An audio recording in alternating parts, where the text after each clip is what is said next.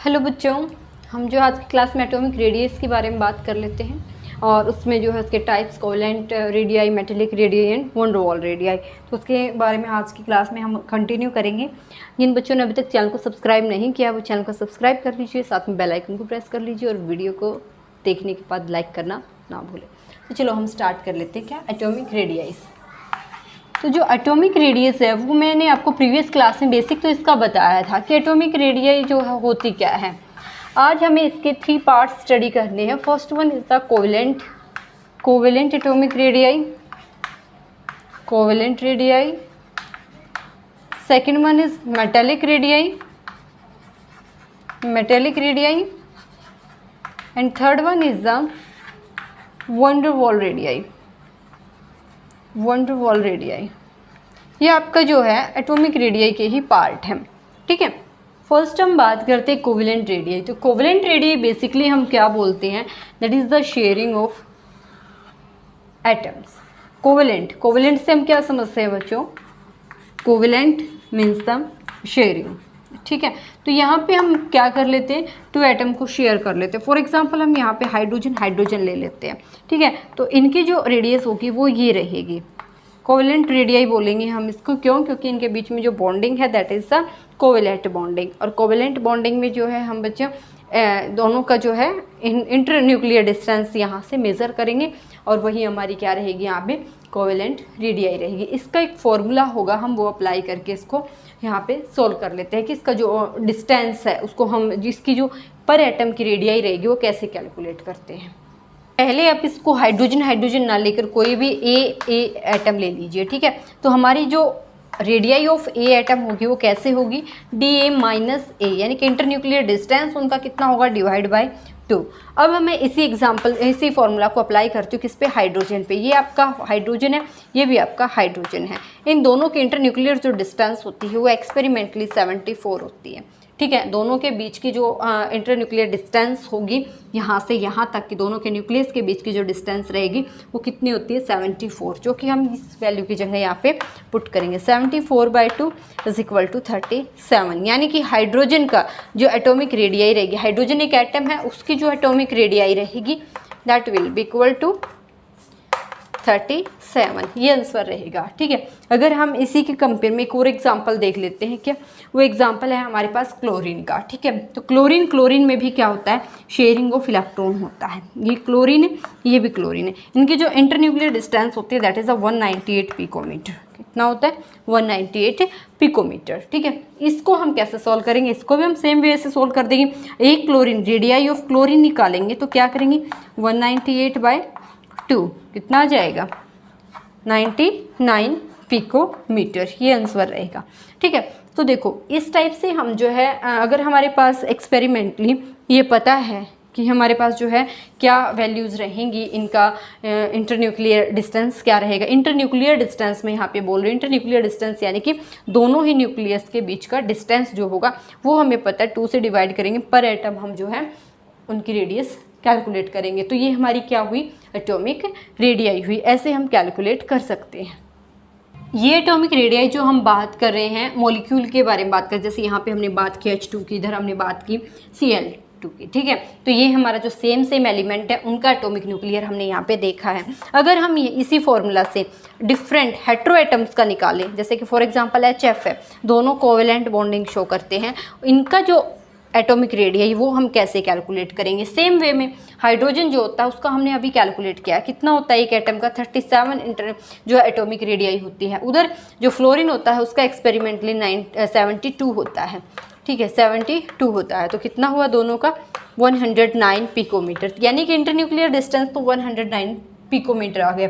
जबकि जब हमने इसका एक्सपेरिमेंटल देखा बच्चों, एक्सपेरिमेंटल जब हमने इसका इंटरन्यूक्लियर डिस्टेंस देखा है, एक्सपेरिमेंटल जो देखा है वो होता है 92। तो अब ये डिफरेंस आ गया दोनों के बीच में। तो यानी कि ये मेथड क्या है, रॉन्ग मेथड है। हम इससे जो है कोवेलेंट रेडियाई नहीं निकालेंगे, ये रॉन्ग मेथड है, ठीक है। ये सेम हमारे एलिमेंट थे उनके लिए हमने अप्लाई किया, ठीक है, आंसर जो है एक्यूरेट दे रहा था। बट जैसे ही हमने हेटेरो एटम यूज़ किया तो जो एक्चुअल में जो वैल्यू होती है HF की इंटरन्यूक्लियर जो डिस्टेंस होती है that is the 92 picometre, but यहाँ से जब हमने सोल्व किया तो वो 109 पिकोमीटर आई। तो ये मेथड जो है यहाँ पे क्या हो गया, फेल हुआ, रॉन्ग मेथड यहाँ पे ये प्रूव हुआ। तो अभी एक नेक्स्ट मेथड हम और देखते हैं जो उसको हम हेटेरोएटम पे अप्लाई करके देखते हैं। कोमेकर and Stevenson formula.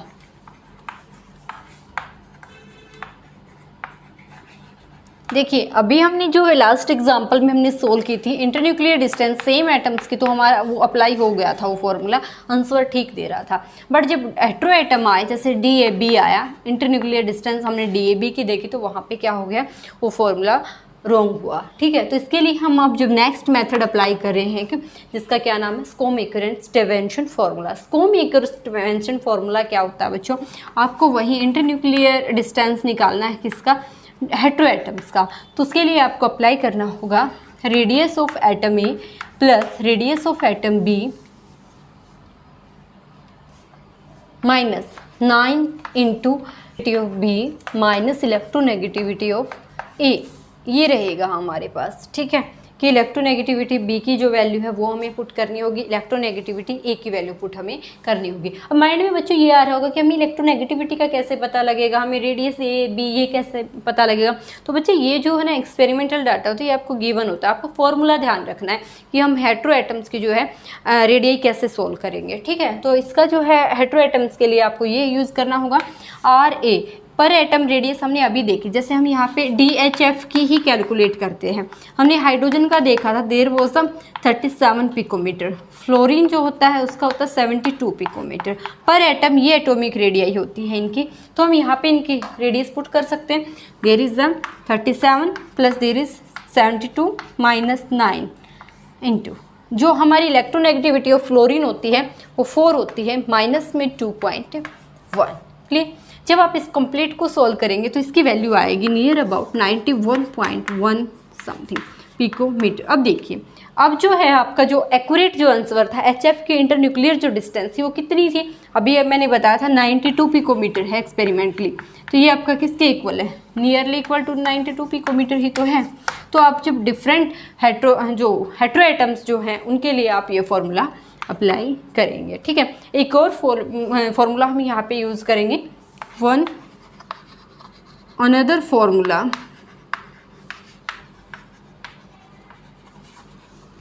to calculate radii। वो और देखते हैं बच्चों कि ये फॉर्मूला क्या है। नेक्स्ट फॉर्मूला, नेक्स्ट जो हमारे पास formula that is a Porterfield.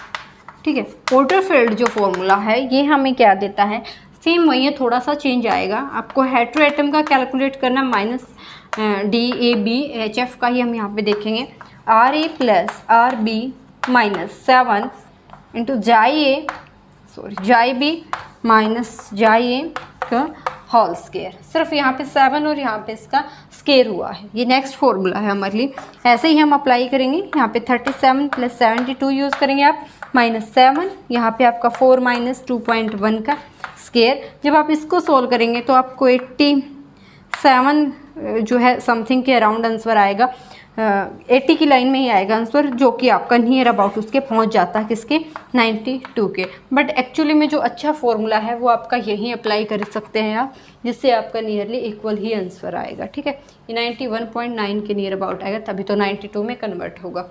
ठीक है, तो बच्चों इस जो है इस टाइप से आप ये क्या निकाल सकते हैं, कोवेलेंट रेडियई हम यहाँ पे कैलकुलेट कर सकते हैं।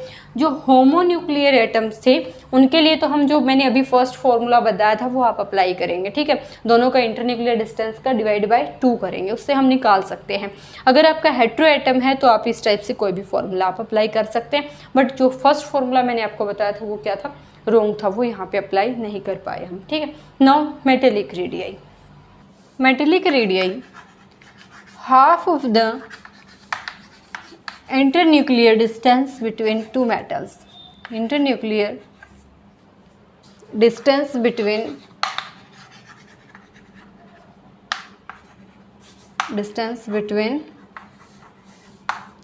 two metals in a crystal coordination number 12।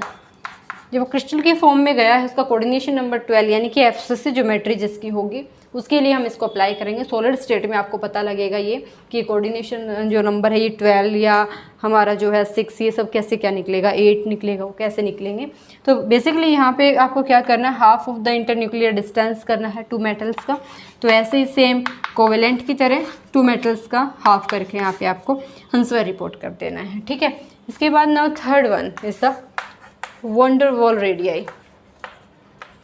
Wonder Waals radii, ठीक है। तो वंडर वॉल रेडियाई क्या होती है बच्चों? वंडर वॉल रेडियाई कुछ इस टाइप से हम सोल्व करेंगे। ये है एटम, एक ये है, इनका जो है शेयरिंग नहीं होता यहाँ पे, ये कॉर्नर टू कॉर्नर ओवरलैपिंग होती है एटम्स की, ठीक है। तो ये देखिए यहाँ से ये रेडियस है, तो आप अगर यहाँ से ये रेडियस, ये यहाँ से ये रेडियस, ये यहाँ से ये रेडियस, ये अगर हम देखें तो क्या होती है van der Waals radii. Wonder Waals radii is greater than covalent radii, होगी ना।